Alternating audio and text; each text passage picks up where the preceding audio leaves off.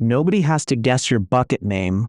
Services like Grey Hat Warfare crawl the internet all day, cataloging every publicly readable bucket and letting anyone search the files inside by name.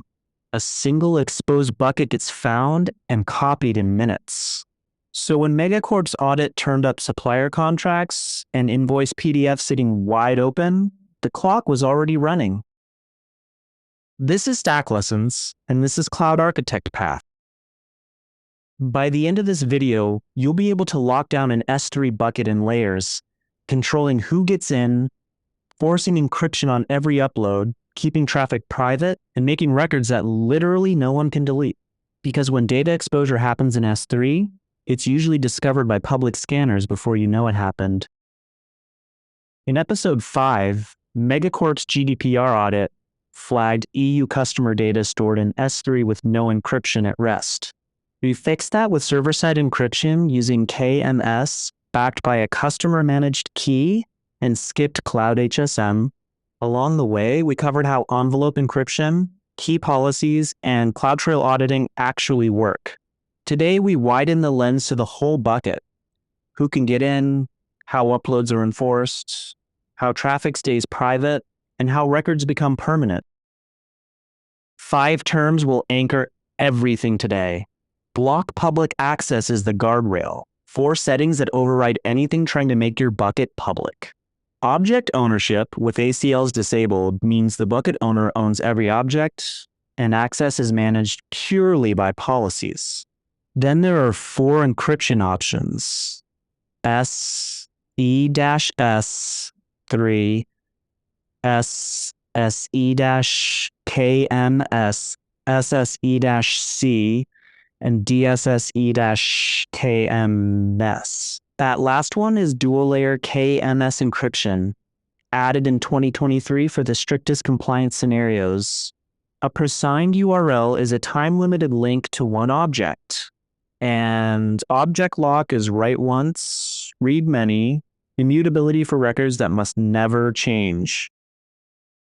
Here's the uncomfortable truth about S3. Almost every headline breach isn't a clever attack. It's a misconfiguration. Someone left a setting wide open. MegaCorp's audit found exactly that. Supplier contracts and invoice PDFs with no object-level access control at all. And document stores are prime targets. A UK government contractor called MPDFM leaked employee passports and national IDs from an open bucket.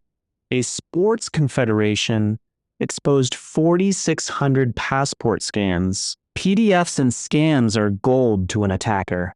So MegaCorp's job is to turn an exposed store into a locked-down, auditable one in layers. Think of securing a bucket like securing a bank vault. Block public access is the outer wall that stops anyone from wandering in. Bucket policies are the guard checking IDs at the door. Encryption is the safe inside. The VPC endpoint is the private armored tunnel for deliveries. And object lock is the time delay lock that even the manager can't open early. No single control is enough. Each layer catches what the others miss. That's the entire point of the remediation. Here's the whole plan on one slide. At the top, Layer 1 is block public access, the safety net. Layer 2 is bucket policies with ACLs disabled, controlling who gets in. Layer 3 is server-side encryption with KMS. Layer 4 is a deny policy that rejects any upload that isn't encrypted. Layer 5 keeps access private and temporary. And at the base, Layer 6 is object lock, making records immutable. We'll take these one layer at a time. Start with the outer wall. Block public access is a set of 4 independent guardrail settings you apply at the account level or the bucket level. Their job is simple but powerful. They override any ACL or any bucket policy that tries to grant public access. It doesn't matter how the mistake got made. If a setting says block public, the exposure is stopped at evaluation time. Since April 2023, all 4 are on by default on every new bucket. Amazon Web Services changed the defaults precisely because misconfiguration was causing so many breaches. This is the single most effective control you have. The 4 settings split cleanly into 2 pairs. On the ACL side, block public ACLs rejects new public ACLs, while ignore public ACLs goes further and ignores all of them, existing and new. Notice the distinction between blocking new and ignoring everything. On the policy side, block public policy rejects new public bucket policies. And the strongest of all, restrict public buckets, limits any already public bucket to just the owner account and Amazon Web Services service principles. That last one is the heavy hitter. If any statement in a policy makes it public, the whole policy is treated as public and cross-account access shuts off. Here's the part people misread. Block public access is a master shutoff valve behind the wall, not a plumber. It does not edit your policies or delete your bad ACLs. It overrides them while it's turned on. So if you ever remove a block public access setting, and there's a public policy or ACL still sitting underneath, that bucket becomes publicly accessible again instantly. Treat it as a live guardrail, not a cleanup tool. The mess underneath is still there, you've just been stopping the water from flowing. Amazon Web Services is unusually direct about this in their own documentation. They say a majority of modern use cases no longer require ACLs, and they recommend you keep ACLs disabled unless you genuinely need to control access for each object individually. That's the vendor telling you the old way is the wrong default. So what's the modern way? Bucket policies and identity policies. Let's see why they win. Bucket policies and IAM give you access control in one central place that you can audit. They support fine-grained conditions. You can require encryption, restrict by network origin, or name a specific principal. And they follow the rule we covered back in episode 2. An explicit deny always beats an allow. ACLs, by contrast, predate IAM entirely. They hand out course per object grants, which scatters your permissions across thousands of objects with no central view. That's exactly why they're a frequent breach vector, and why Security Hub Control S3.12 flags any bucket still using them. The modern answer is policies plus block public access. This brings us to object ownership, set to bucket owner enforced. It's been the default since April 2023, and here's what it does. The bucket owner automatically owns every object, no matter who uploaded it. All ACLs are disabled. Try to set 1, and you get back access control list not supported. Why does this matter so much for MegaCorp? Because they have partner integrations. Partners and other accounts upload files.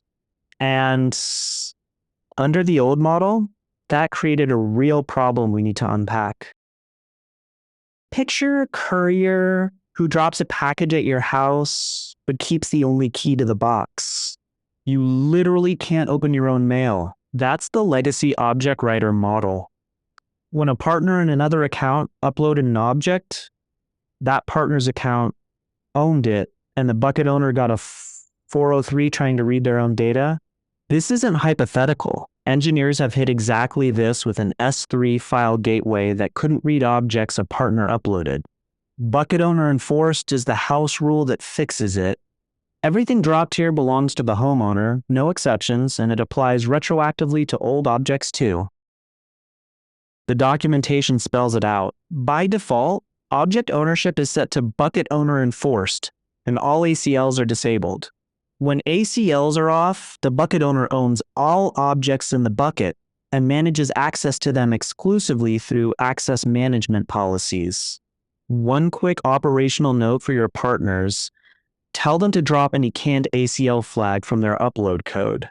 A plain put object succeeds, but code that still specifies an ACL other than bucket owner full control will fail.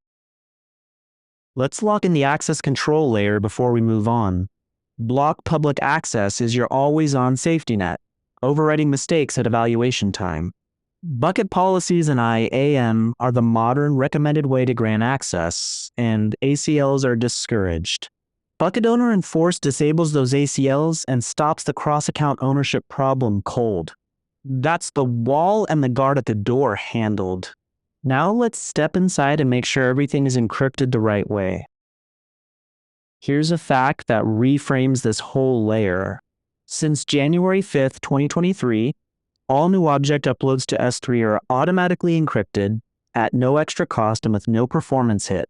So the old exam framing that buckets are unencrypted by default is out of date. Encryption is already on. The real question for MegaCorp isn't whether data is encrypted, it's which type of encryption and whether that specific type can be bypassed. That's where the interesting decisions live. There are 3 ways to encrypt at rest, and 2 of them are on this slide. SSE-C03 uses AES 256 with Amazon Web Services fully managing the key. It's the zero-effort baseline that's already on. But because Amazon Web Services controls that key and there's no per-key audit trail, it's not enough for regulated data. SSE-KMS is the upgrade. It integrates with KMS, so you control the key policy, and every encrypt and decrypt operation gets logged in CloudTrail. That audit trail is what makes it the compliance answer for GDPR, HIPAA, and PCI-DSS. Remember, we already stood up MegaCorp's customer managed key back in episode 5. One image ties all 3 together. SSE-S3 is a hotel safe. The front desk manages for you, convenient, but they hold the key and there's no logbook. SSE-KMS is a safe deposit box at a bank where every single access is written in a ledger with your name on it. And the third option, SSE-C, is a personal safe where you bring your own key every visit. Lose that key, and the contents are gone forever. Let's look at that third one properly. With SE-C, you supply the encryption key on every single request. S3 uses it to encrypt or decrypt in the moment, then discards it. It never stores your key. That shifts the entire key lifecycle to you. You generate the key, secure it, rotate it, and track which key encrypted which object. Lose that mapping, and the data is gone. There's no recovery path because Amazon Web Services never held the key material to begin with. That operational weight is why SE-C is rarely chosen in practice. It does have a place in highly specialized scenarios where you need a hard guarantee that Amazon Web Services never touches your key material, but for most teams, the burden outweighs the benefit. So here's the decision rule to burn in. When a scenario mentions an audit trail of key usage, or controlling who can decrypt, or CloudTrail logging of decryption operations, those all point to the same answer: server-side encryption with KMS using a customer-managed key. That's precisely what MegaCorp chose for its GDPR and SOC 2 obligations. The keyword is the audit trail. No other encryption option gives you that per-key ledger. Now, a subtle but important gap. Since January 2023, S3 always applies at least SE-S3. A client can no longer request zero encryption. But a client can still override the encryption type on upload. If your bucket default is SE-KMS and a client sends the object with SSE-S3 instead, the object lands encrypted, but your KMS audit trail never saw it. So the default is not enforcement, it's a preference. To guarantee that every object uses the specific encryption type you require, you need an explicit deny policy. That's what auditors look for. One caveat: enforcement only affects new uploads. Objects already in the bucket keep whatever encryption they had, so you remediate those with S3 batch operations. Here's what that enforcement looks like. The effect is deny, the principal is everyone, and the action is put object on the contracts bucket. The magic is in the condition. It checks the encryption header on the request. If its string not equals the value for KMS, the upload is rejected. So any attempt to write an object that isn't encrypted with KMS gets turned away at the door. Notice we key off put object, not copy. There's no separate copy action in IAM because a copy just writes a new object to the destination. A deny statement that only checks the wrong encryption type leaves a gap. If the request sends no encryption header at all, the string comparison has nothing to evaluate, and the upload can still go through. The robust pattern uses two statements. The first rejects any request where the header is present, but specifies the wrong key type. The second rejects any request where the header is missing entirely. Wrong type and missing header cover both, and nothing unencrypted gets through. The simplest way to remember why this matters. Default encryption is a sign on the wall that says, "Please wear a helmet." Polite, but nothing stops you walking past it. The deny policy is the bouncer at the door who physically turns you away if you're not wearing one. No exceptions, no bypass. That's the difference between a recommendation and enforcement, and it's the difference auditors care about. Now, private and temporary access. Say MegaCorp needs to share one invoice PDF with an outside supplier for a short window. The wrong move is making the object public. The right move is a presigned URL. It's a time-limited link to a single object, and it needs no bucket policy change at all. It carries the permissions of the identity who created it. The maximum validity is 12 hours if you generate it in the console, or 7 days through the CLI or an SDK. This is the correct, safe way to hand someone a private file for a limited time. As the documentation puts it, you can use Presigned URLs to grant time-limited access to objects in S3 without updating your bucket policy. That last part is the elegant bit. You don't touch the bucket's permissions at all. You're minting a temporary scoped link and handing it over. But there's an important catch hidden in how those links expire. Presigned URLs rely on the credentials that generated them. If you create one using temporary role credentials from an assumed IAM role, for example, that URL's validity is bounded by the credential lifetime, not just the expiry window you set. Role credentials typically rotate in around 12 hours. So even if you configure the URL to last 7 days, it can become invalid far sooner. For URLs that genuinely need to last days, you must generate them using long-lived credentials rather than assumed roles. And in either case, treat the URL itself as a secret. Anyone who holds it has that access until expiry. For keeping traffic entirely off the public internet, you combine two things. Starting on the left, your VPC sends its request. Instead of going out to the internet, it flows through a gateway VPC endpoint, a private route straight to S3. On the right, the request reaches the bucket without ever touching the public network. Then at the bottom, the bucket policy adds a condition. Deny any request whose source VPC endpoint isn't this specific endpoint. Two layers working together, the endpoint provides the private path, and the bucket policy insists that's the only path in. One cautionary tale before you rush to write that policy. Console requests don't originate from your VPC endpoint. They come from the Amazon Web Services console's own network.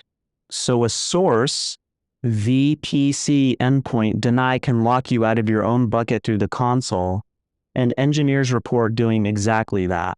If it happens, the recovery is to delete the bucket policy from the command line using delete bucket policy. Always double check the endpoint ID before you save and know your escape route. Quick recap of the private access layer. Presigned URLs share one object for a limited window, and you treat the URL itself as a secret. VPC endpoints keep bucket traffic on the Amazon Web Services private network, and the source VPC endpoint condition denies requests coming from anywhere else. That's the armored tunnel and the temporary visitor pass. One layer left, the time delay lock. Let's make records that literally cannot be deleted. The final layer is S3 object lock, and it delivers write once, read many, immutability. Once it's on, an object version cannot be overwritten or deleted for a defined retention period. This is exactly what's needed for invoices and contracts, tamper-proof records that survive a malicious insider or even ransomware. One planning note. Object lock requires bucket versioning, which is automatically enabled when you turn on object lock through the API or CLI. And as of late 2023, you can enable object lock on existing buckets directly through the console. CLI, API, or SDK, no special process required. Versioning is still mandatory, but the door is open for buckets you're already running. Object lock has two modes, and the exam loves contrasting them. Governance mode blocks deletes and overwrites, but a principal holding the bypass governance retention permission can override it, and the retain until date can be raised, lowered, or removed.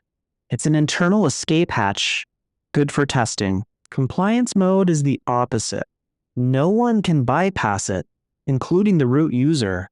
The retention period can only be extended, never shortened, and you can't change the mode. It's a one-way door for genuine regulatory records. Think of governance as a time capsule where the site manager keeps a master key, and compliance is one where no key exists at all. Amazon Web Services states it plainly. In compliance mode, a protected object version can't be overwritten or deleted by any user, including the root user in your account. Let that land, not even root.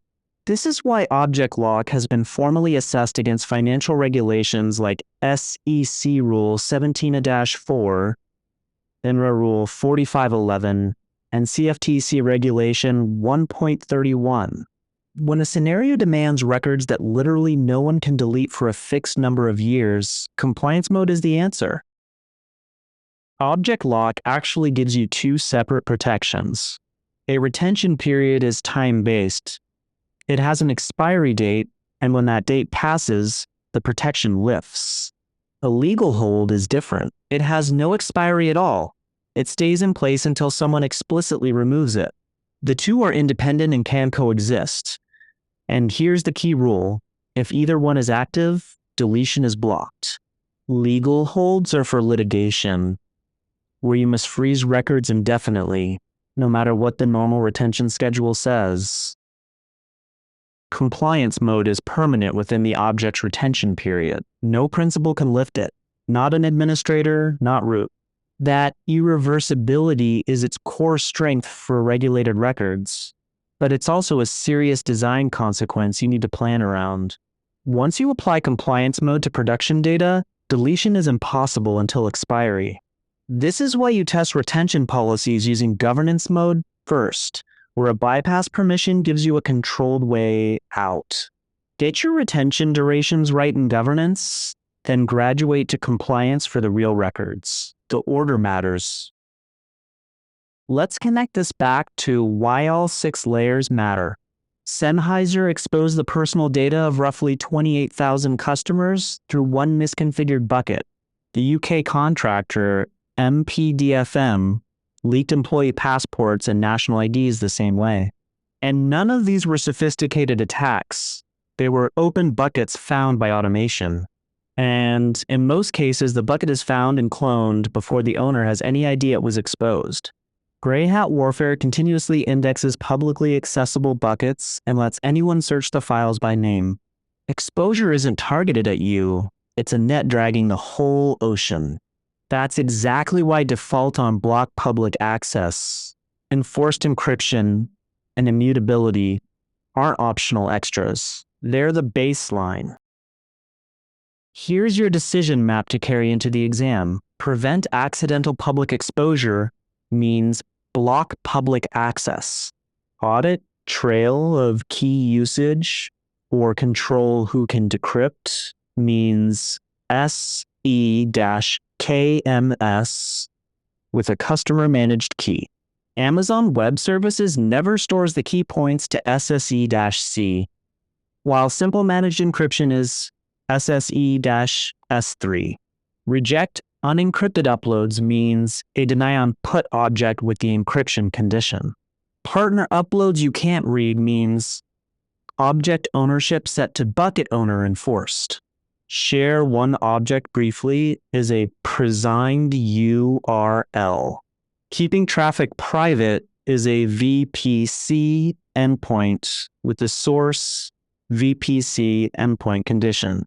And immutable records no one can delete is object lock in compliance mode. Now let's see how well all of this stuck with a quick 5-question quiz. Question 1.